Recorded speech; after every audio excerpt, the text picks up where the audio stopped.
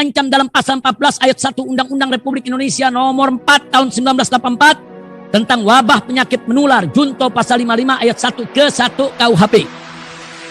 Bahwa pasal 14 ayat 1 undang-undang tersebut berbunyi sebagai berikut. Barang siapa dengan sengaja menghalangi pelaksanaan penanggulangan wabah sebagaimana diatur dalam undang-undang ini, diancam dengan pidana penjara selama-lamanya 1 tahun dan atau denda setinggi-tingginya 1 juta rupiah. Pasal ini juga tidak bisa dan tidak boleh diterapkan untuk kasus kerumunan Megamendung, karena kerumunan tersebut spontan tanpa panitia sehingga tidak diketahui siapa yang bertanggung jawab. Selain itu, terdakwa tidak pernah mengundang atau mengajak masyarakat berkerumun di Megamendung, dan terdakwa juga tidak pernah menghalangi pelaksanaan penanggulangan wabah. Bahkan terdakwa sejak di Mekah selalu menyerukan umat agar taat prokes selama pandemi, sehingga unsur menghalang-halangi pelaksanaan penanggulangan wabah tidak terpenuhi. Kesimpulan, bahwa unsur dalam pasal 14 ayat 1 Undang-Undang nomor 4 tahun 1984 tentang wabah penyakit menular tidak terpenuhi sehingga harus dibatalkan demi hukum. Majelis Hakim yang mulia, C. Dakwaan ketiga.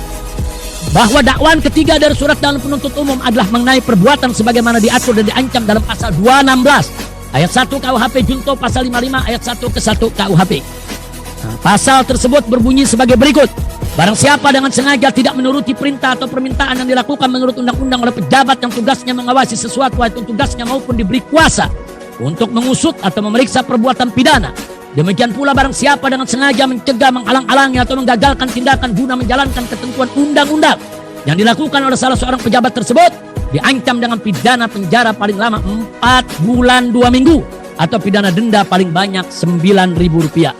Pasal ini pun tidak bisa dan tidak boleh diterapkan untuk kasus kerumunan Megamendung, karena kerumunan tersebut spontan tanpa panitia sehingga tidak diketahui siapa yang bertanggung jawab. Selain itu, terdakwa tidak pernah mengundang atau mengajak masyarakat berkerumun di Megamendung, dan terdakwa juga tidak pernah tidak menuruti perintah atau permintaan petugas yang sedang melaksanakan tugas negara, dan tidak pernah mencegah atau menghalang-halangi atau menggagalkan tugas pejabat negara. Selain itu, menurut saksi ahli teori pidana Dr. Abdul Khair Ramadan, bahwa pasal 216 ayat 1 KUHP tidak ada relevansinya dengan penyelenggaraan PSBB dan prokes, karena tidak ada perbuatan pidana dalam PSBB dan prokes sehingga penerapan pasal tersebut tidak tepat. Kesimpulan, tak satupun unsur dalam pasal 216 ayat 1 KUHP yang terpenuhi sehingga harus dibatalkan demi hukum. Adapun bahwa pasal 55 ayat 1 ke 1 KUHP yang dijuntokan kepadanya menyatakan sebagai berikut. 1. Dipidana sebagai pelaku tindak pidana. 1. Mereka melakukan, yang menyuruh melakukan, dan yang turut serta melakukan perbuatan. Penerapan saat ini menjadi batal dengan sendirinya manakala pasal yang dijuntokan kepadanya sudah tidak terpenuhi unsur.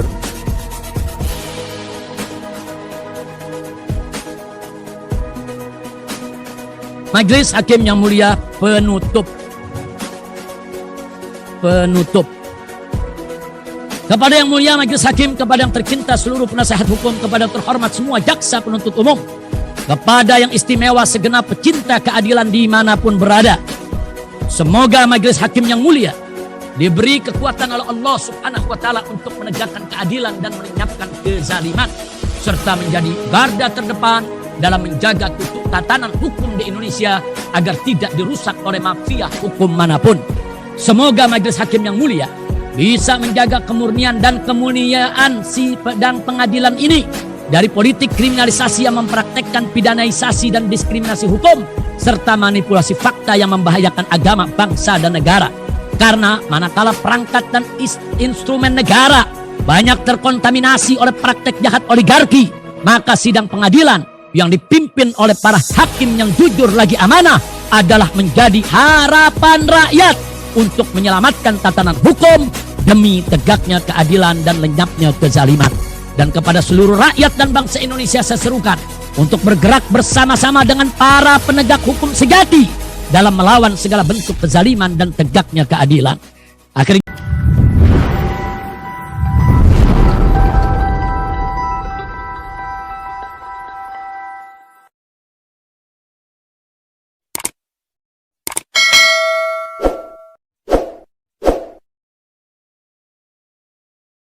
Akhirnya di pos penjagaan pesantren putar balik arah karena tidak diizinkan masuk wilayah pesantren kecuali hanya mobil rombongan keluarga terdakwa dan pengurus DPP FPI saja yang diizinkan masuk. 6. Bahwa benar terdakwa di dalam pesantren Markas Syariat ikut melaksanakan sholat Jumat. Lalu usai Jumat memberikan sambutan bersama Ustadz Abdul Somad yang ikut hadir diajak oleh pengurus DPP FPI. Kemudian mengajak guru dan santri Markas Syariat untuk peletakan batu pertama Masjid Raya Pesantren Markas Syariat. Selanjutnya istirahat di pesantren sampai malam. 7. Bahwa benar acara peletakan batu pertama Masjid Raya Pesantren Markas Syariat merupakan acara internal pesantren yang tidak mengundang masyarakat umum. 8. Bahwa benar kembali pulang saksi kembali pulang di malam hari dan mengingatkan terdakwa agar jaga stamina karena besoknya akan digelar acara Maulid di Petamburan. Saksi kedua, adik kelas Ustadz Slamet Ma'arif, Ketua Persaudaraan Alumni 212. 1. Bahwa benar saksi menunggu terdakwa di Simpang Gadok yang sudah dipadati ribuan massa secara spontan tanpa panitia yang mengatur dan mengarahkannya. 2. Bahwa benar saksi memohon izin kepada terdakwa untuk mengajak Ustadz Abdul Somad yang kebetulan sedang di Jakarta ke pesantren Markas Syariat. 3. Bahwa benar terdakwa berusaha mengurai kerumunan massa dengan meminta pembukaan jalan. Saat jalan terbuka, terdakwa bisa meninggalkan Simpang Gadok sehingga sebagian massa bubar dan pulang, sedang sebagian lainnya mengikuti di belakang rombongan terdakwa. 4. Bahwa benar di beberapa persimpangan jalan antara Simpang Gadok dan arah pesantren banyak rombongan yang memisahkan diri dan kembali ke asalnya masing-masing untuk sholat Jumat karena pesantren Markas Syariat selama pandemi tertutup bagi masyarakat luar sehingga tidak boleh sholat Jumat di sana.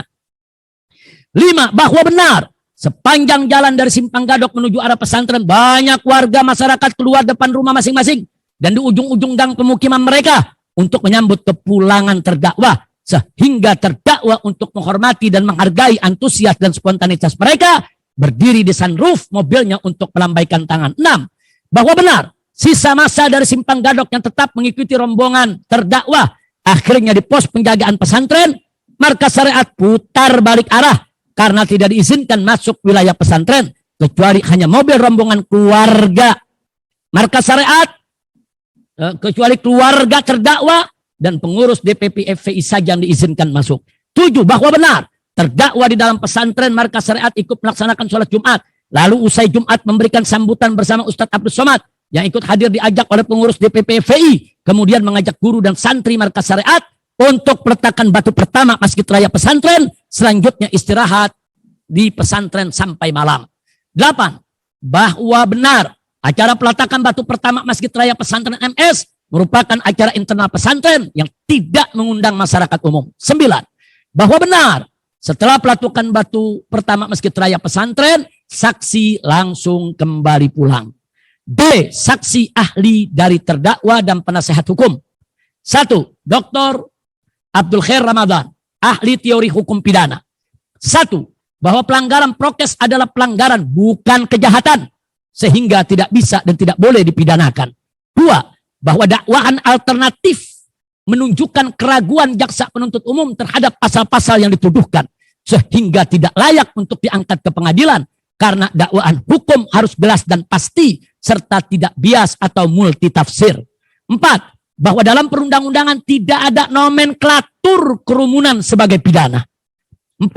Bahwa orang atau masyarakat yang tidak mengganggu atau tidak melawan petugas dan tidak juga menurunkan atau merusak spanduk prokes yang dipasang petugas, maka orang atau masyarakat tersebut tidak bisa disebut menghalang-halangi petugas. 5. Bahwa kerumunan spontan yang tidak direncanakan dan tidak ada panitia yang mengatur, serta petugas pun tidak membubarkannya, maka tidak bisa dijerat dengan pasal pelanggaran, apalagi pasal pidana kejahatan. 2. Romawi, Dr. Dian Adriawan, ahli hukum pidana. 1.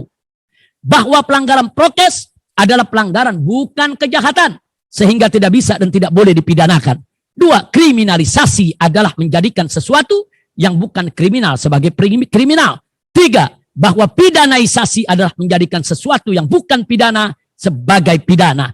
4.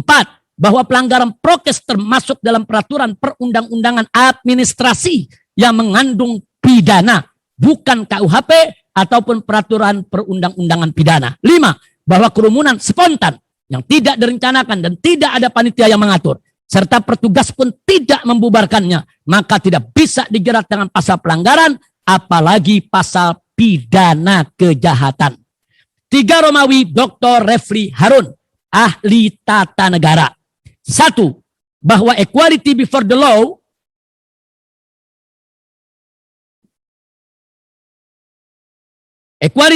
law yaitu semua orang harus mendapat perlakuan hukum yang sama, dijamin oleh Konstitusi Undang-Undang Dasar 1945. 2. Bahwa diskriminasi hukum adalah melanggar konstitusi. 3. Bahwa diskriminasi hukum akan menyebabkan hancurnya tatanan hukum. 4. Bahwa jika suatu pelanggaran diproses, sedang pelanggaran lain yang serupa tidak diproses, maka itu merupakan diskriminasi hukum. 5. Bahwa pelanggaran prokes adalah pelanggaran bukan kejahatan, sehingga cukup diberlakukan sanksi administratif, bukan sanksi pidana. 6. Bahwa jika pelanggaran prokes dianggap sebagai kejahatan, sebagaimana diyakini jaksa penuntut umum, maka mestinya jaksa penuntut umum menyeret semua pelanggar prokes se-Indonesia tanpa terkecuali ke pengadilan untuk dipidanakan karena semua kejahatan. Karena semuanya kejahatan, dan kejahatan tidak boleh dibiarkan tanpa proses pidana. 7. Bahwa pasal 160 KUHP, bahwa pasal 160, enggak ada ini yang mulia. Maaf yang mulia. Saya tandai ini garet. Itu dalam menjadi pernyataan dalam yang lainnya. 8. Bahwa semua pihak sepakat bahwa istilah yang digunakan adalah pelanggaran prokes, bukan kejahatan prokes. Sehingga itu berarti harus dipahami bahwa pelanggaran prokes bukan kejahatan. 9. Bahwa tujuan hukum adalah tertib sosial. Jika suatu pelanggaran sudah bisa diatasi dengan sanksi administratif, maka tidak perlu dipaksakan untuk dipidanakan. 10. Bahwa undang-undang wabah dan undang-undang kesehatan bukan undang-undang pidana, tapi undang-undang administrasi yang mengandung sanksi pidana, sehingga berlaku prinsip. Ini juga nomor 10 tidak yang mulia. Maaf, saya kasih tanda. 11. Bahwa Kepres nomor 11 tahun 2020 tentang penetapan kedaruratan kesehatan masyarakat coronavirus disease 2019 atau COVID-19 bersifat umum, tidak spesifik untuk kasus per kasus. 12. Bahwa pasal 93 Undang-Undang nomor 6 tahun 2008 tentang karantina kesehatan bersifat khusus dan memiliki 2 unsur, yaitu unsur pertama tidak patuh menghalang-halangi, dan unsur kedua mengakibatkan kedaruratan kesehatan masyarakat. 13. Bahwa pasal 10 ayat 1 Undang-Undang nomor 6 tahun 2008 tentang karantina kesehatan menerangkan bahwasanya menetapkan dan mencabut status KKM adalah peraturan pemerintah. 14. Bahwa pasal 93 Undang-Undang nomor 6 tahun 2008 tentang karantina kesehatan harus dibuktikan bahwa suatu kerumunan menyebabkan KKM, dan harus ada penetapan melalui peraturan pemerintah bahwa kerumunan tersebut adalah penyebab KKM. 15. Bahwa penyebab KKM di Indonesia adalah virus corona, bukan terdakwa, dan bukan juga kerumunan Petamburan ataupun kerumunan Megamendung, karena KKM sudah terjadi jauh sebelum ada kedua kerumunan tersebut. 16. Bahwa pelanggaran proses yang sudah diberi sanksi administrasi atau peringatan atau denda, ini juga kita coret yang mulia, saya paraf. 17. Bahwa surat edaran seperti surat edaran tentang kewajiban karantina 14 hari bagi yang baru datang dari luar negeri bukan peraturan, sehingga tidak boleh diberlakukan untuk masyarakat umum, tapi hanya terbatas untuk instansi tertentu. Itu pun tidak boleh ada sanksi pidana, bahkan sanksi administrasi pun tidak pantas, karena pelanggaran surat edaran hanya pelanggaran kedisiplinan saja. 18. Bahwa SKT, surat keterangan terdaftar bagi suatu ormas, bukan merupakan legalitas, sehingga ormas yang tidak mendaftar ke Kemendagri atau tidak punya SKT tidak boleh lantas disebut ormas ilegal, karena SKT sifatnya sukarela, bukan kewajiban, dan bukan juga merupakan perizinan. 19. Bahwa ormas yang tidak punya SKT bebas melakukan segala aktivitas yang tidak melanggar hukum, karena kebebasan berkumpul dan berserikat serta mengeluarkan pendapat dijamin oleh konstitusi. Nah, yang berikutnya untuk Megamendung ada beberapa yang saya coret. Yang Mulia, saya paraf di sini. Karena kami mohon maaf Yang Mulia. Sekali lagi saya mohon maaf karena kami baru semalam menyusun pledoi. Jadi dari mulai maghrib saya sampai saat ini belum tidur. Jadi mohon maaf kalau ada copy paste dari Megamendung ke Petamburan, Petamburan ke Megamendung. Tapi saya koreksi. Begitu koreksi langsung saya paraf. Dan saya mohon izin nanti kalau boleh ini saya ketik ulang. Malam ini besok saya serahkan soft copy-nya dengan aslinya Yang Mulia. Nah, tapi asli ini tetap saya akan serahkan kepada Yang Mulia dengan paraf. Oh, ada kesalahan itu kan di renvoy aja, gampang ya. Ada penambahan juga bisa ditambah ditulis tangan, baru di situ di paraf. Baru sah itu. Ya, tidak apa-apa. Baik, ya. Baik. Terima kasih Yang Mulia. Saya lanjutkan Yang Mulia. Mohon izin.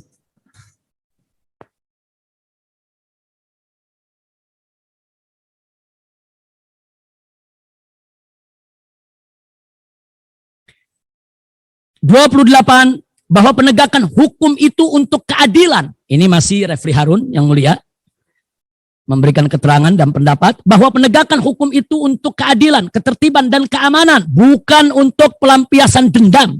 Sehingga tidak boleh ada praktek-praktek penguasa menjadikan instrumen hukum untuk melampiaskan dendam politik atau menggebuk lawan politik atau yang sejenisnya. 29. Bahwa manakala pemerintah sudah tidak lagi menjaga nilai-nilai keadilan dalam penegakan hukum, maka semua rakyat berharap agar para hakim Yang Mulia dengan wewenangnya tetap memberikan keadilan kepada masyarakat. Karena para hakim menjadi pintu terakhir bagi masyarakat untuk mendapatkan keadilan manakala penguasa sudah tidak berlaku adil. Saksi nomor 4, Dr. M. Nasir, ahli hukum kesehatan. 1. Bahwa salah satu asas undang-undang adalah non-diskriminatif. 2. Bahwa diskriminasi hukum merupakan ancaman terhadap konstitusi NKRI. 3. Bahwa jika suatu pelanggaran diproses sedang pelanggaran lain yang sama tidak diproses, maka itu merupakan diskriminasi hukum. 4. Bahwa pelanggaran prokes adalah pelanggaran bukan kejahatan, sehingga tidak bisa dan tidak boleh dipidanakan. 5. Bahwa pelanggaran prokes adalah pelanggaran bukan kejahatan sehingga cukup diberlakukan sanksi administratif bukan sanksi pidana. 6.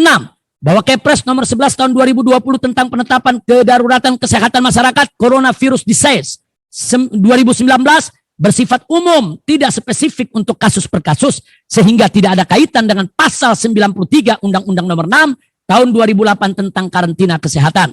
7. Bahwa pasal 93 Undang-Undang nomor 6 tahun 2008 tentang karantina kesehatan bersifat khusus atau spesifik dan memiliki dua unsur, yaitu unsur pertama tidak patuh atau menghalang-halangi dan unsur kedua mengakibatkan kedaruratan kesehatan masyarakat. 8. Bahwa pasal 10 ayat 1 Undang-Undang nomor 6 tahun 2008 tentang karantina kesehatan menerangkan bahwasanya menetapkan dan mencabut status KKM adalah peraturan pemerintah. 9. Bahwa pasal 93 Undang-Undang nomor 6 tahun 2008 tentang karantina kesehatan yaitu pasal ini tentang karantina, bukan tentang kerumunan, tapi tentang perbuatan tidak patuh atau menghalang-halangi sehingga menyebabkan kedaruratan kesehatan masyarakat. Dan kedaruratan kesehatan masyarakat sendiri harus ada penetapan melalui peraturan pemerintah. Bahwa perbuatan tidak patuh atau menghalang-halangi tersebut telah mengakibatkan kedaruratan kesehatan masyarakat. 10. Bahwa tidak ada peraturan pemerintah yang menetapkan bahwa kerumunan Petamburan atau kerumunan Megamendung atau kerumunan di mana saja sebagai penyebab kedaruratan kesehatan masyarakat. 11. Bahwa pasal 93 nomor 6 tahun 2008 tentang karantina kesehatan belum ada PP-nya sehingga bias dalam penerapan dan secara akademik suatu undang-undang yang belum dibuat PP-nya tidak boleh diberlakukan. 12. Bahwa pasal 14 yaitu undang-undang tentang wabah tahun 84 ayat 1 dengan sengaja menghalangi penanganan wabah sehingga bersifat kejahatan. Sedang ayat 2 karena kealpaannya menghalangi penanganan wabah sehingga bersifat pelanggaran. Kesaksian terdakwa. Kesaksian terdakwa. 1. Bahwa benar terdakwa dan keluarga selama 3,5 tahun tinggal di kota suci Mekah, di mana 1 tahun dengan visa bisnis tahun, sedang sisanya dicekal tidak boleh meninggalkan Saudi oleh otoritas Saudi atas permintaan pemerintah Indonesia. 2. Bahwa benar terdakwa dan keluarga telah beberapa kali berusaha pulang ke Indonesia tapi selalu gagal karena dihalangi oleh otoritas Saudi atas permintaan pemerintah Indonesia. 3. Bahwa benar terdakwa akhirnya berhasil membujuk pemerintah Saudi untuk mencabut cekal dan mengizinkan pulang ke Indonesia, namun demikian dari Kedubes RI di Saudi masih berusaha untuk menggagalkannya. 4. Bahwa benar terdakwa beberapa hari sebelum pulang ke Indonesia membuat rekaman video tentang rencana agenda kepulangannya untuk memohon doa dari habaib dan ulama serta umat agar rencana kepulangannya kali ini tidak gagal. 5. Bahwa benar terdakwa dan keluarga berkat doa dari habaib dan ulama serta umat akhirnya berhasil pulang ke Indonesia dengan selamat. 6. Bahwa benar terdakwa pada hari Selasa tanggal 10 November 2020 saat tiba di Bandara Cengkareng diminta oleh petugas bandara untuk turun yang terakhir setelah penumpang lain. Dan petugas tersebut juga meminta paspor terdakwa dan keluarga beserta surat bebas COVID dari otoritas Saudi untuk dibantu ke pengurusannya. 7. Bahwa benar terdakwa saat keluar dari pesawat sudah banyak massa dari kalangan pegawai bandara yang menyambut. Sempat tersendat lalu langsung menuju keluar bandara, menuju mobil jemputan dengan dibantu pengawalan TNI dan Polri tanpa berhenti di tempat pemeriksaan kesehatan dan tanpa mampir di konter imigrasi serta tidak lagi mengambil bagasi karena padatnya massa yang menjemput sehingga tidak mendapat surat clearance kesehatan pada saat itu. 8. Bahwa benar terdakwa tidak tahu menau dengan kedatangan jutaan massa menyambut kepulangannya kecuali hanya tahu bahwa Menko Polhukam Mahfud MD melalui televisi mengizinkan massa untuk menjemput terdakwa di bandara sehingga kerumunan massa tersebut spontan tanpa panitia yang mengatur atau mengarahkannya. 9. Bahwa benar terdakwa sepanjang jalan dari bandara menuju Petamburan melihat macet karena banyaknya penjemput. Terdakwa pun terpaksa harus menampakkan diri melalui sunroof mobilnya dengan tetap menggunakan masker dan mencegah orang yang ingin bersalaman apalagi memeluknya. Tapi cukup hanya dengan melambaikan tangan. Saat terdakwa kelelahan, terdakwa meminta menantunya Habib Hanif Alatas untuk berdiri di sampingnya membantu mencegah kerumunan yang ingin mendekat terdakwa. 10. Bahwa benar terdakwa sesampainya di Jalan Raya Petamburan ternyata sudah dipadati ratusan ribu massa sampai ke rumah tinggalnya sehingga jalan tersendat dan sangat memakan waktu. Kerumunan ini pun tidak terlepas dari pengumuman Menko Polhukam Mahfud MD yang mengizinkan massa menyambut kepulangan terdakwa sehingga kerumunan massa ini pun spontan tanpa panitia yang mengatur atau mengarahkannya. 11. Bahwa benar terdakwa sesampai di rumah meminta kepada semua massa untuk membubarkan diri dan kembali ke rumah masing-masing karena terdakwa kelelahan ingin istirahat sehingga massa pun membubarkan diri dengan tertib.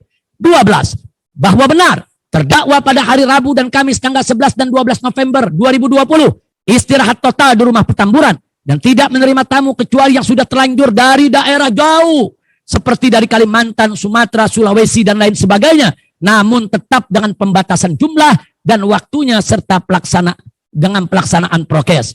13. Bahwa benar terdakwa pada hari Jumat 12 November 2020 pagi hari menyempatkan diri hadir di acara Maulid guru yang mulia Habib Ali bin Abdurrahman Asgaf rahimahullahu ta'ala wa ardah di Tebet, Jakarta Selatan karena diminta oleh gurunya tersebut.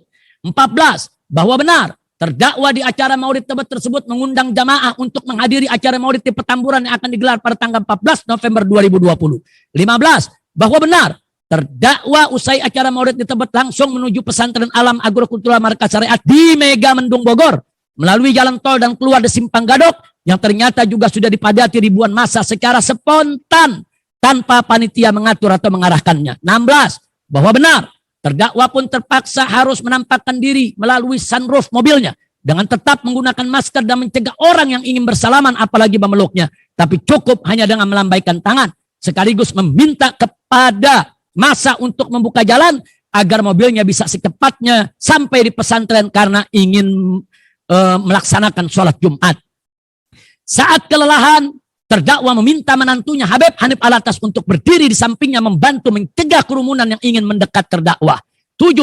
Bahwa benar terdakwa berusaha mengurai kerumunan massa dengan meminta pembukaan jalan karena saat jalan terbuka terdakwa bisa meninggalkan Simpang Gadok sehingga sebagian massa bubar dan pulang sedang sebagian lainnya masih mengikuti di belakang rombongan terdakwa. 18. Bahwa benar terdakwa juga mengingatkan massa agar jangan sampai ketinggalan Jumat, sehingga di beberapa persimpangan jalan antara Simpang Gadok dan arah pesantren banyak rombongan yang memisahkan diri dan kembali ke asalnya masing-masing untuk melaksanakan sholat Jumat, karena pesantren Markas Syariat selama pandemi tertutup bagi masyarakat luar sehingga tidak boleh sholat Jumat di sana. 19.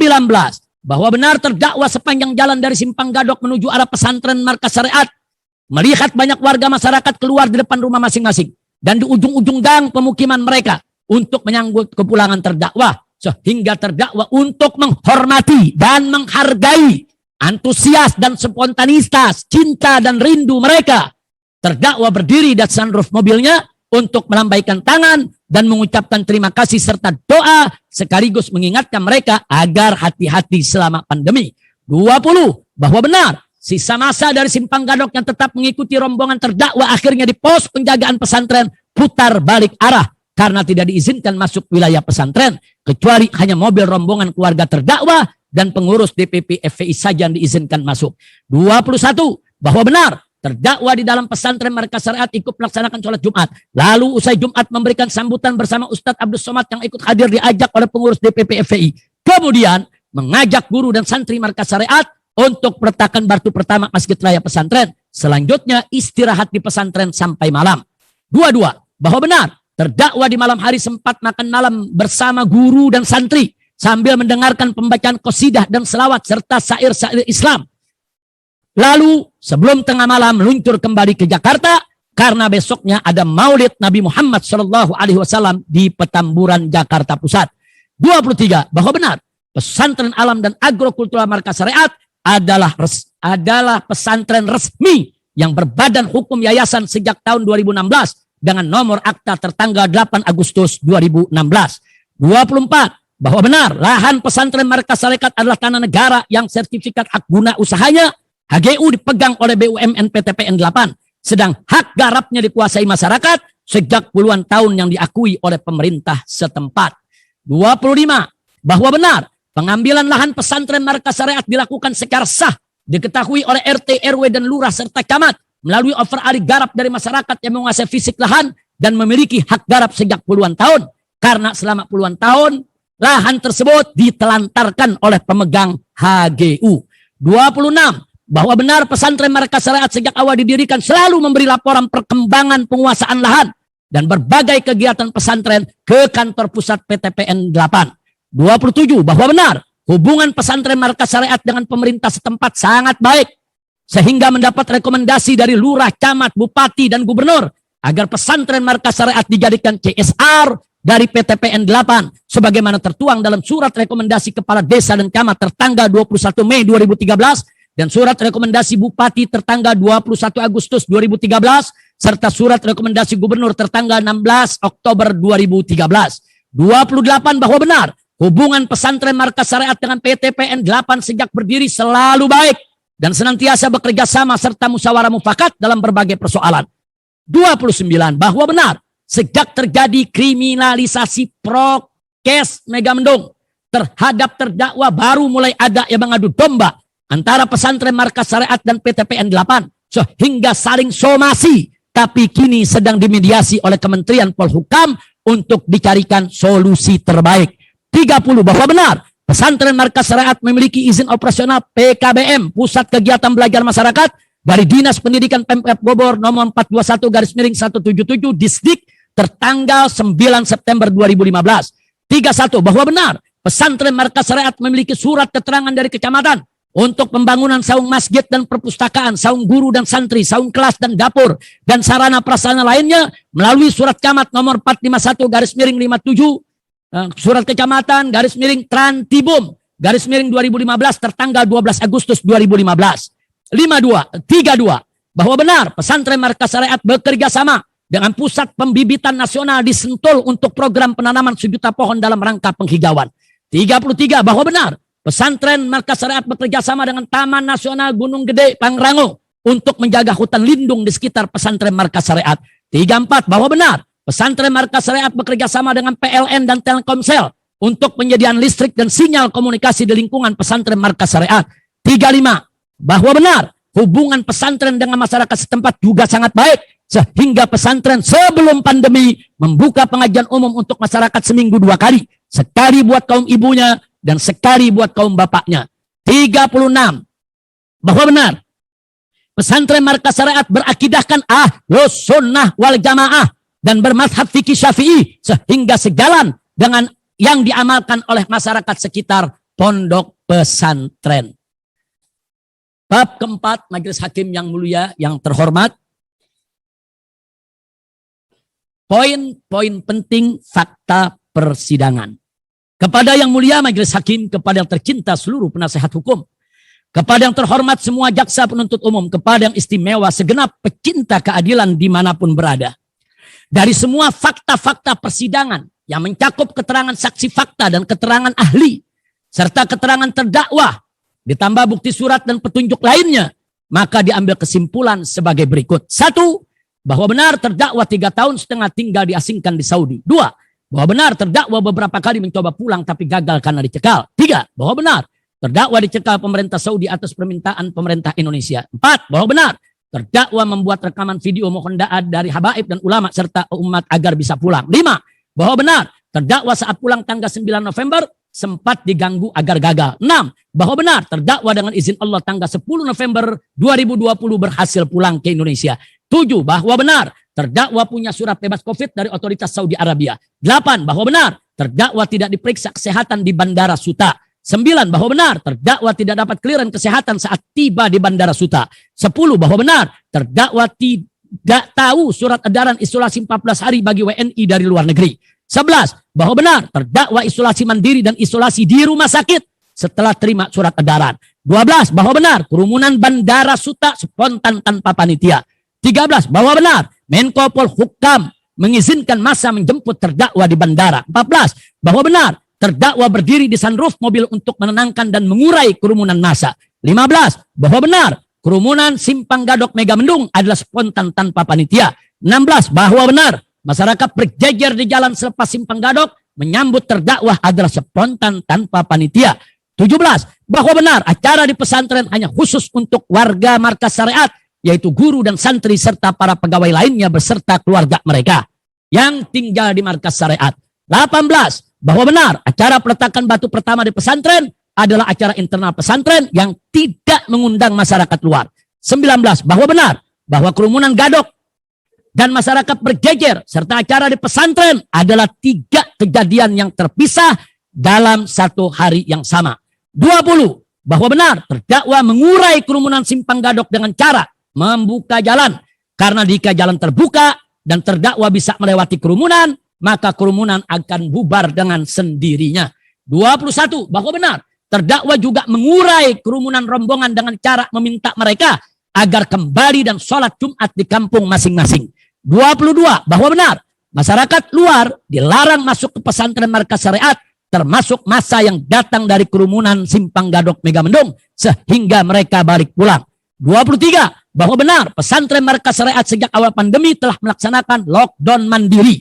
24. Bahwa benar acara internal pesantren tidak perlu izin aparat pemerintah. 25. Bahwa benar pesantren Markas Syariat berbadan hukum yayasan. 26. Bahwa benar, ya maaf Majelis Hakim, ini pengulangan, saya tandai dulu, saya coret, saya kasih 33.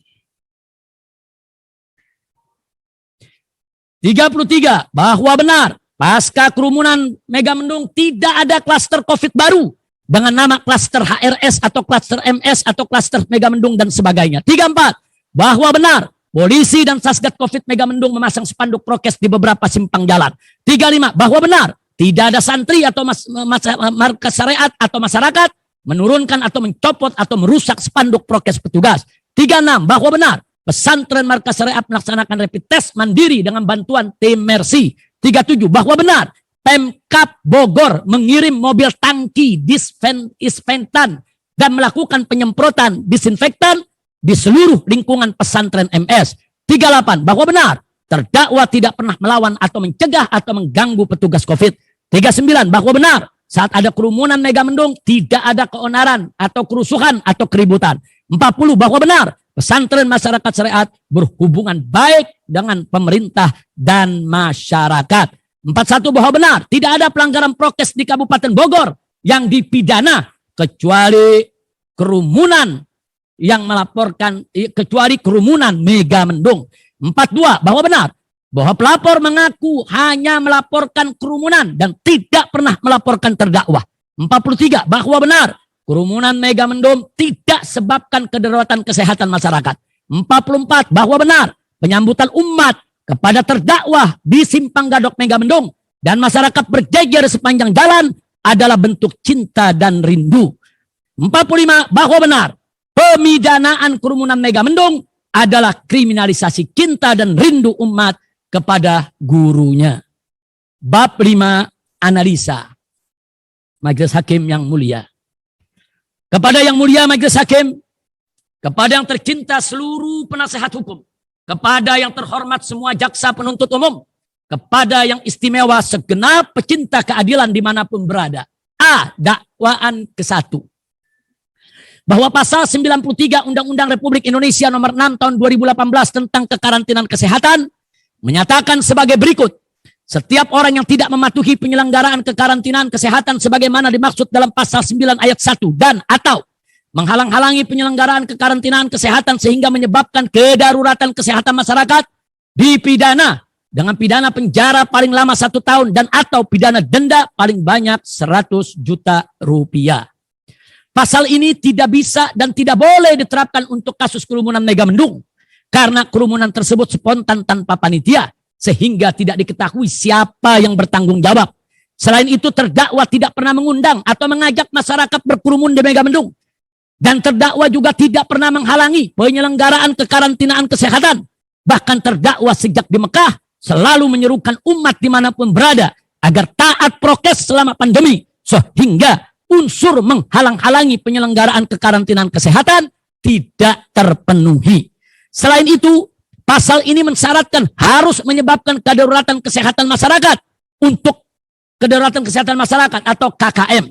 Untuk menetapkan KKM harus memenuhi 2 syarat, yaitu pertama harus ada penyelidikan epidemiologi yang memastikan bahwa kerumunan yaitu Mega Mendung telah menyebabkan KKM. Dan kedua, harus ada peraturan pemerintah yang menetapkan bahwa kerumunan Mega Mendung adalah penyebab KKM di wilayah Mega Mendung. Kedua syarat ini belum terpenuhi karena memang sampai saat ini belum dilakukan penyelidikan epidemiologi terhadap kerumunan Mega Mendung dan belum ada juga peraturan pemerintah yang menetapkan KKM wilayah Mega Mendung akibat kerumunan Mega Mendung di Gadok. Sehingga unsur menyebabkan kedaruratan kesehatan masyarakat juga tidak terpenuhi. Kesimpulan, untuk dakwaan ke-1, tak satu pun unsur dalam pasal 93 Undang-Undang nomor 6 tahun 2018 tentang kekarantinaan kesehatan yang terpenuhi sehingga harus dibatalkan demi hukum. B. Dakwaan kedua. Bahwa dakwaan kedua surat dakwaan penuntut umum adalah mengenai perbuatan sebagaimana diatur dan diancam dalam pasal 14 ayat 1 Undang-Undang Republik Indonesia nomor 4 tahun 1984 tentang wabah penyakit menular junto pasal 55 ayat 1 ke 1 KUHP. Bahwa pasal 14 ayat 1 undang-undang tersebut berbunyi sebagai berikut. Barang siapa dengan sengaja menghalangi pelaksanaan penanggulangan wabah sebagaimana diatur dalam undang-undang ini diancam dengan pidana penjara selama-lamanya 1 tahun dan atau denda setinggi-tingginya 1 juta rupiah. Pasal ini juga tidak bisa dan tidak boleh diterapkan untuk kasus kerumunan Mega Mendung karena kerumunan tersebut spontan tanpa panitia sehingga tidak diketahui siapa yang bertanggung jawab. Selain itu, terdakwa tidak pernah mengundang atau mengajak masyarakat berkerumun di Mega Mendung dan terdakwa juga tidak pernah menghalangi pelaksanaan penanggulangan wabah. Bahkan terdakwa sejak di Mekah selalu menyerukan umat agar taat prokes selama pandemi sehingga unsur menghalang-halangi pelaksanaan penanggulangan wabah tidak terpenuhi. Kesimpulan bahwa unsur dalam pasal 14 ayat 1 Undang-Undang nomor 4 tahun 1984 tentang wabah penyakit menular tidak terpenuhi sehingga harus dibatalkan demi hukum. Majelis Hakim yang mulia. C. Dakwaan ketiga. Bahwa dakwaan ketiga dari surat dakwaan penuntut umum adalah mengenai perbuatan sebagaimana diatur dan diancam dalam pasal 216 ayat 1 KUHP junto pasal 55 ayat 1 ke 1 KUHP. Pasal tersebut berbunyi sebagai berikut. Barang siapa dengan sengaja tidak menuruti perintah atau permintaan yang dilakukan menurut undang-undang oleh pejabat yang tugasnya mengawasi sesuatu atau tugasnya maupun diberi kuasa untuk mengusut atau memeriksa perbuatan pidana. Demikian pula barang siapa dengan sengaja mencegah, menghalang-halangi atau menggagalkan tindakan guna menjalankan ketentuan undang-undang yang dilakukan oleh salah seorang pejabat tersebut, diancam dengan pidana penjara paling lama 4 bulan 2 minggu atau pidana denda paling banyak Rp9.000. Pasal ini pun tidak bisa dan tidak boleh diterapkan untuk kasus kerumunan Megamendung karena kerumunan tersebut spontan tanpa panitia sehingga tidak diketahui siapa yang bertanggung jawab. Selain itu, terdakwa tidak pernah mengundang atau mengajak masyarakat berkerumun di Megamendung dan terdakwa juga tidak pernah tidak menuruti perintah atau permintaan petugas yang sedang melaksanakan tugas negara dan tidak pernah mencegah atau menghalang-halangi atau menggagalkan tugas pejabat negara. Selain itu, menurut saksi ahli teori pidana Dr. Abdul Khair Ramadan bahwa pasal 216 ayat 1 KUHP tidak ada relevansinya dengan penyelenggaraan PSBB dan prokes karena tidak ada perbuatan pidana dalam PSBB dan prokes sehingga penerapan pasal tersebut tidak tepat. Kesimpulan, tak satupun unsur dalam pasal 216 ayat 1 KUHP yang terpenuhi sehingga harus dibatalkan demi hukum. Adapun bahwa pasal 55 ayat 1 ke 1 KUHP yang dijuntokan kepadanya menyatakan sebagai berikut. 1. Dipidana sebagai pelaku tindak pidana. 1. Mereka melakukan, yang menyuruh melakukan, dan yang turut serta melakukan perbuatan. Penerapan saat ini menjadi batal dengan sendirinya manakala pasal yang dijuntokan kepadanya sudah tidak terpenuhi unsur.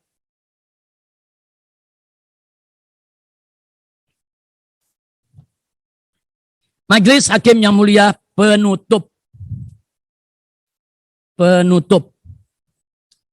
Kepada yang mulia Majelis Hakim, kepada yang tercinta seluruh penasehat hukum, kepada yang terhormat semua jaksa penuntut umum, kepada yang istimewa segenap pecinta keadilan dimanapun berada. Semoga Majelis Hakim yang mulia diberi kekuatan oleh Allah Subhanahu wa Ta'ala untuk menegakkan keadilan dan melenyapkan kezaliman, serta menjadi garda terdepan dalam menjaga tatanan hukum di Indonesia agar tidak dirusak oleh mafia hukum manapun. Semoga Majelis Hakim yang mulia bisa menjaga kemurnian dan kemuliaan si pedang pengadilan ini dari politik kriminalisasi yang mempraktekkan pidanaisasi dan diskriminasi hukum serta manipulasi fakta yang membahayakan agama, bangsa, dan negara. Karena manakala perangkat dan instrumen negara banyak terkontaminasi oleh praktek jahat oligarki, maka sidang pengadilan yang dipimpin oleh para hakim yang jujur lagi amanah adalah menjadi harapan rakyat untuk menyelamatkan tatanan hukum demi tegaknya keadilan dan lenyapnya kezaliman. Dan kepada seluruh rakyat dan bangsa Indonesia saya serukan untuk bergerak bersama-sama dengan para penegak hukum sejati dalam melawan segala bentuk kezaliman dan tegaknya keadilan. Akhirnya sebelum saya akhiri pledoi saya ini, izinkan sejenak untuk berdoa. Bismillahirrahmanirrahim. Alhamdulillahirabbil alamin. Wassalatu wassalamu ala sayyidil mursalin wa ala alihi at-tahirin wa ashabihi at-tayyibin wa atba'ihi ila yaumiddin. Allahumma arina al-haqqa haqqa warzuqna ittiba'ah wa arina batila batila warzuqna ijtinabah. Allahumma ansurna ala a'daina wa a'daika wa a'da'id din ajma'in. Allahumma la tumakkinil a'da'a fina wa la minna wa la tusallithum alaina bi dhunubina wa uyubina. Allahumma ij'al kaidahum fi nahrihim wa makrahum 'aidan 'alaihim innaka 'ala kulli syai'in qadir. Allahumma 'alaika bil hukamidh dhalimin. Allahumma 'alaika bil hukamidh dhalimin. Allahumma 'alaika bil hukamidh dhalimin. Allahumma farriq jam'ahum wa shattit samlahum wa farmazzik wahdatahum wa kharrib quwwatahum wa zalzil aqdamahum wa qallil 'adadahum wa full haddahum wa qallib tadmirahum wa qarrir tadmirahum wa dammirhum tadmira. Allahumma arzuqna nasran aziza wa fathan mubina wa khalasan jamila wa farajan ajila wa imaman adila wa baladan aminan mubaraka fansurna fi hadhihi al-mahkamah wa akhrijna min as-sijni sari'an ajila fi lutfin wa khairin wa afiyah warji'na ila buyutina wajma'na ma ahli baitina wa ashabina wa hababina ghanimin farihin sarimin najihin faizin muayyidin mansurin mahfudin masrurin marzukin mubarakin birahmatika ya arhamar rahimin birahmatika ya arhamar rahimin. Wa sallallahu ala sayyidil mursalin wa ala alihi wa sahbihi ajma'in walhamdulillahi rabbil alamin. Akhirnya kepada Majelis Hakim yang mulia, kami menyampaikan terima kasih atas waktu yang diberikan dan terima kasih atas bimbingan majelis hakim yang mulia dari awal dibukanya pengadilan ini. Kami sangat merasakan bagaimana kearifan kebijakan majelis hakim, yaitu di dalam mengantar sidang sampai akhirnya kami bisa membacakan pledoi. Sekali lagi kami menyampaikan terima kasih banyak dan kami mohon maaf kalau dalam pelaksanaan sidang ada sedikit terjadi perbedaan antara kami dengan jaksa penuntut umum, agak sedikit, yaitu mungkin hal yang meresahkan. Kami mohon maaf, tidak lain dan tidak bukan tujuan kami semata-mata hanya untuk mencari kebenaran, bukan mencari pembenaran. Akhirnya kepada majelis hakim yang mulia, kami minta dari sanubari yang paling dalam, agar dalam mengambil keputusan dengan keyakinan untuk menghentikan proses hukum yang zalim terhadap saya dan kawan-kawan demi terpenuhi rasa keadilan, sekaligus menyelamatkan tatanan hukum dan sendi keadilan di tanah air yang sedang dirongrong oleh kekuatan jahat yang anti agama dan anti Pancasila serta membahayakan keutuhan persatuan dan kesatuan NKRI. Karenanya kami mohon kepada majelis hakim yang mulia, karena Allah Subhanahu wa taala demi tegaknya keadilan, agar majelis hakim yang mulia memutuskan untuk terdakwa dengan vonis bebas murni, dibebaskan dari segala tuntutan, dilepaskan dari penjara tanpa syarat, dikembalikan nama baik, martabat dan kehormatan. Terima kasih. Sekian pledoi saya. Hasbunallah wa ni'mal wakil, ni'mal maula wa ni'man nasir. Wala haula wala quwwata illa billahil aliyyil azim. Walhamdulillahi rabbil alamin. Terima kasih sekali lagi kepada majelis hakim dan terima kasih kepada jaksa penuntut umum yang juga setelah menjadi mitra kami, yaitu di dalam pelaksanaan persidangan ini, dan teristimewa untuk segenap penasehat hukum yang dengan setia sampai tidak pulang kampung demi menemani persidangan saya ini. Semoga Allah memberikan ganjaran yang berlipat ganda. Demikian majelis hakim. Terima kasih. Wassalamualaikum warahmatullahi wabarakatuh. Waalaikumsalam. Ya. Majelis hakim yang mulia, Ya. mohon nanti yang untuk renvoy supaya diberikan kesempatan supaya sudah diperbaiki dan Ya. ada pandangan yang terkait dengan pledoi terdakwa. Ya. Itu yang pertama. Yang kedua, bahwa mohon izin yang mulia dari keluarga terdakwa mengirim makanan untuk siang hari ini. Di depan tidak diperbolehkan masuk oleh kepolisian, mohon untuk diberikan kesempatan untuk bisa mengambil makanan milik keluarga terdakwa. Ya. Yang kedua, yang ketiga, bahwa ini sudah zuhur, mohon untuk bisa diskorsing terlebih dahulu. Ya, itu karena ini sudah masuk waktu sholat ya. Jadi kita jeda sebentar untuk isoma ya, istirahat, sholat dan makan.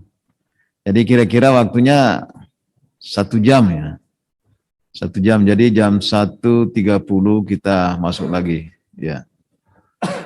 Nanti pledoi dari terdakwa itu diserahkan ya sebentar ini kalau sudah direnvoy. Direnvoy aja, ditulis tangan kalau ada penambahan atau dicoret kalau ada pengurangan. Itu nggak masalah. Baik itu, ya mulia, saya akan segera perbaiki Ya. dan insya Allah nanti pada sidang yang berikutnya yang sudah dibaca ini saya tidak baca lagi yang mulia. Ya. Karena ada Baik. bagian yang sama. Baik. Oke, nanti bagian yang penting saja. Ya. Kemudian nanti soft copy-nya juga diserahkan ke Ya. panitera Sudah pengganti. disiapkan yang mulia. Tolong yang mulia untuk makanan dari keluarga terdakwa diperbolehkan untuk Ya. bisa Nanti kita melalui humas ya. Ada enggak Pak Adam nanti sampaikan. Pak Teguh ya. Ya. Terima kasih yang mulia. Jadi nanti diantar aparat keamanan. Ya, baik. Jadi sidang diskors untuk istirahat dan sholat serta makan sampai jam 1.30 kita masuk lagi dan diskors.